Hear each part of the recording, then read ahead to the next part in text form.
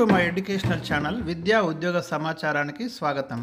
ముఖ్యంగా ఇక్కడ ఒక కీలకమైనటువంటి జడ్జిమెంట్ మనకు సుప్రీంకోర్టు నుండి అయితే అప్డేట్ కనిపిస్తుంది. ఇది చాలామందికి అవసరము. ఎందుకంటే ఏజ్ నిర్ధారణకు సంబంధించి చాలా రకాల డౌట్స్ ఉంటాయి.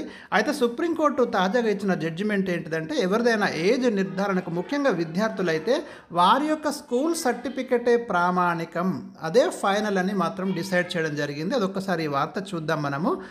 వయస్సు నిర్ధారణకు పాఠశాలలు ఇచ్చే ధృవపత్రాలనే ప్రామాణికంగా తీసుకోవాలని సుప్రీంకోర్టు స్పష్టం చేయడం జరిగింది. ఇందులో ఎలాంటి ఇంకా ఇది లేదు. ఖచ్చితంగా స్కూల్ ఇచ్చినటువంటి బోనఫైడ్ కావచ్చు, డేట్ ఆఫ్ బర్త్ సంబంధించిన సర్టిఫికేట్ ఏదైతే ఉందో అది మాత్రమే ఫైనల్గా తీసుకోవడానికి మనకి ఇవ్వడం జరిగింది.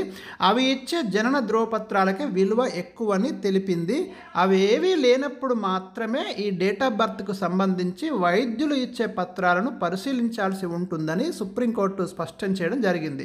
1982లో జరిగిన ఒక హత్య కేసులోని ముద్దాయి పెట్టుకున్న దరఖాస్తుపై విచారణ జరిపిన కోర్టు ఈ మేరకు తీర్పునైతే వెలువరించడం జరిగింది. పాఠశాలలు, మున్సిపాలిటీలు, గ్రామ పంచాయతీలు ఇచ్చే డేట్ ఆఫ్ బర్త్ సర్టిఫికెట్ను ప్రామాణికమైనవిగా చూడాలని, అవి అందుబాటులో లేనప్పుడు వైద్యులు ఇచ్చే అసిఫికేషన్ టెస్ట్ సర్టిఫికెట్ను పరిశీలించాలని తెలిపింది. ఇక్కడ మీరు గమనించండి, పాఠశాలలు, మున్సిపాలిటీలు, గ్రామ పంచాయతీలు ఇచ్చే డేట్ ఆఫ్ బర్త్ సర్టిఫికెట్ను ప్రామాణికమైనవిగా చూడాలని, అవి అందుబాటులో లేనప్పుడు వైద్యులు ఇచ్చే అసిఫికేషన్ టెస్ట్ సర్టిఫికెట్ను పరిశీలించాలని తెలిపింది. 1982 సెప్టెంబర్ 10న జరిగిన ఈ సంఘటనకు సంబంధించి పిటిషనర్ వినోద్ కటారాతో పాటు మరో ముగ్గురికి ట్రయల్ కోర్టు 1986లో యావజ్జీవ కారాగార శిక్ష విధించింది. సుప్రీంకోర్టు కూడా ఈ శిక్షను సమర్థించింది. ప్రస్తుతం వారు మధుర జైలులో శిక్ష అనుభవిస్తున్నారు.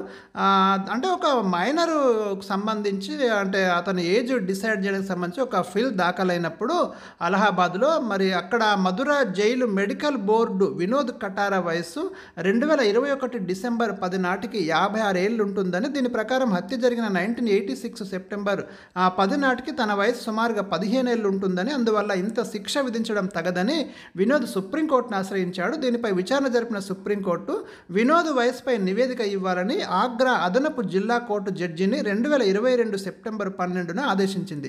స్కూల్ సర్టిఫికెట్లతో పాటు పలు పత్రాలు పరిశీలించిన ఆ జడ్జి నేరం జరిగినప్పుడు వినోద్ మేజర్ అని తేల్చాడు. సుప్రీంకోర్టు కూడా దీన్ని సమర్థించింది. కాబట్టి ఇక్కడ మీకు ఎవరైతే స్టూడెంట్స్, అంటే ముఖ్యంగా స్కూళ్ళల్లో చదువుకున్నటువంటి వారి విషయానికి సంబంధించి పాఠశాల ఇచ్చేటటువంటి ధృవపత్రము అత్యంత ప్రామాణికంగా తీసుకోవాలి డేట్ ఆఫ్ బర్త్కు. అవి లేకపోతే మెడికల్, అంటే చివరి అవకాశంగా లాస్ట్ ప్రియారిటీ వైద్యులు ఇచ్చే పత్రాలే పరిశీలించాలి. మరి పాఠశాలలు, మున్సిపాలిటీలు, గ్రామ పంచాయతీలు ఏదైతే ఇచ్చే డేట్ ఆఫ్ బర్త్ సర్టిఫికెట్ని ప్రామాణికంగా చూడాలని సుప్రీంకోర్టు అయితే మనకి ఇక్కడ స్పష్టం చేయడం అనేది జరిగింది. సో ఇది మరి ఎక్కువ మందికి ఉపయోగపడే ఇన్ఫర్మేషన్గా భావించి మీకైతే అందించడం జరుగుతుంది. వీడియోను షేర్ చేయండి, మీకు ఈ ఛానల్ని సబ్స్క్రైబ్ చేసుకోండి. తాజా అప్డేట్స్ ఏమన్నా కూడా తప్పకుండా అందిస్తాను.